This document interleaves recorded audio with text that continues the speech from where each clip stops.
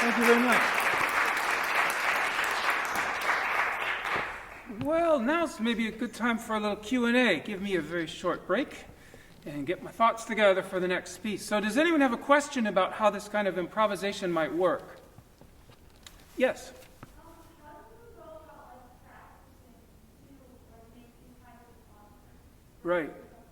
Yeah. How do you practice making things up? Right, exactly. It is very different, and it took me a while to figure that out, and I'm still figuring it out, I guess, because it's not scripted. But there are rules to the language. In this style of music, it's a very rule-bound. For example, I can't, if I have a melody that goes like this, I cannot harmonize it. That doesn't sound like music from that time, okay? There are certain rules I have to do, like, I have to do that, and now you can hear it sounds like the correct type of music. So, first of all, we have to learn all those rules. And there are lots of them, okay? There's lots of rules about what you can and can't do. My favorite are the dissonances that make music very beautiful of this style. And the dissonances are seconds, fourths, sevenths, ninths. And these are distances between notes that don't sound like you could end a song on them. Okay? So if I did this, I could end a song on that. That's an octave. Or I could end a song on that. Okay? Shave and haircut, 2 bits. Okay? That could be the end of a song. This can't be the end of a song. Right? And whenever an interval can't be the end of a song, that's a dissonance. The thing is, the dissonances are gloriously beautiful if they're handled correctly. So one of the rules is how to handle dissonances. For example, this sound right here. What do I want to do? I want to do this. You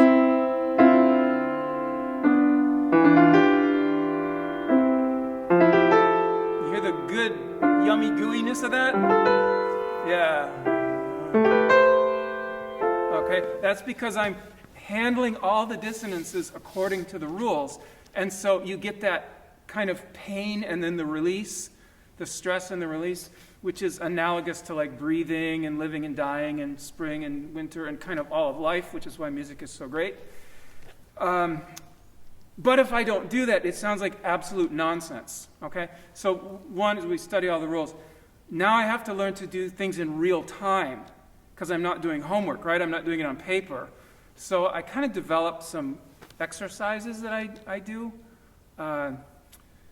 Work through these rules in all these keys and with a metronome. So it's quite painstaking. And it's very different from just playing a Beethoven sonata. That's a great question. Great, another one? Yeah, over there. How is learning to improvise in the classical style different from learning to improvise in the jazz style?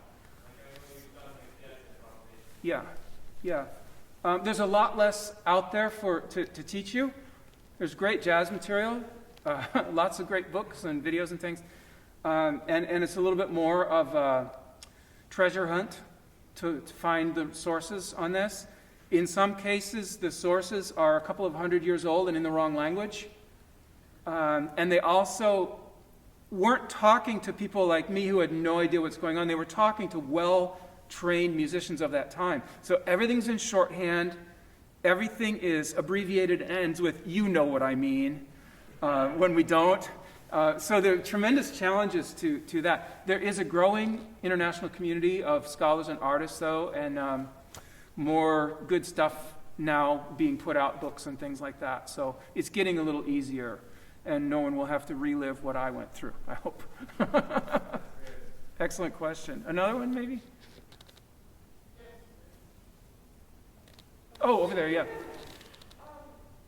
any specific anchor points that you maybe revert back to if you're not sure in which direction you're going? Oh yeah, you said anchor points? Like emergency things? Yes. Oh yeah, you better have those. You better have it. Do y'all know, let's see. You guys know this, right? It's the lick. And for those of you who are not aware of this, this little pattern is kind of a joke among jazz musicians, because if you don't know what to do, you play that, okay? If you're lost and you can't think of what to do. I had a friend one time, he told me, whenever he's on a major 7 chord, he's a saxophone player, whenever he's on a major 7 chord, if he runs out of ideas, he plays If I Only Had a Brain, because that tune fits perfectly over a major 7 chord. So yeah, there are a lot of anchors. They differ depending on what meter and what style, and is it a fugue, and is it an overture, or what is it? But yeah, you sort of have to have things you'll leap back to when your brain just stops working. Yeah, I'm very pragmatic. Like, I think about worst case situations all the time and what I'm going to do. So yeah, you really have to have those. Oh, these are great questions. This is fun. Anybody else? With the Oak Park shirt there? What's the best way to kind of practice or get inside of a particular language in your experience? Yeah, to see how the people who are great at that language actually learned it themselves. So classical music, for example, I assume some of you are music majors and educated in music, and so you know about this Roman numeral system that is the mainstay of theoretical studies. Actually, that was not how most of the famous composers, famous musicians thought about music. And I have found Roman numerals to be, I have to know them, they're necessary, but they're useless actually when it comes to improvising. I have thought of very few Roman numerals in these pieces I just played for you. I think about scale degrees a lot, and I think about what are called bass motions. The bass moves by certain intervals, and that generates other harmonies in the upper voices. So I had to relearn how to think about this, because that's how they actually did it back in the early Italian conservatories. So I had to learn a new way of thinking about music. And it really takes time. It really does. Great question. Do you want to follow up on it? Did I answer that? Yeah. Okay, good. Okay, and maybe just one more, and then I'll play something for you. Somewhere over there in the dark. Yeah, right back there. Have you ever had the chance to improvise on a period instrument that Bach would have played on? Yeah. I play harpsichord some. I have one, and I occasionally perform on harpsichord. We have an 1876 piano at my school, which is not the Bach era, obviously, but I'm doing an online show later this month with some people who are really into old instruments. And I've done a lot of workshops for organists. The cool thing is that all these rules are the same for all keyboard instruments. They're identical, and they're not instrument dependent. So you can jump from one to the other really with no problem. It's not like, it's trying to play Chopin on the organ, which it doesn't really work. This stuff actually really does work.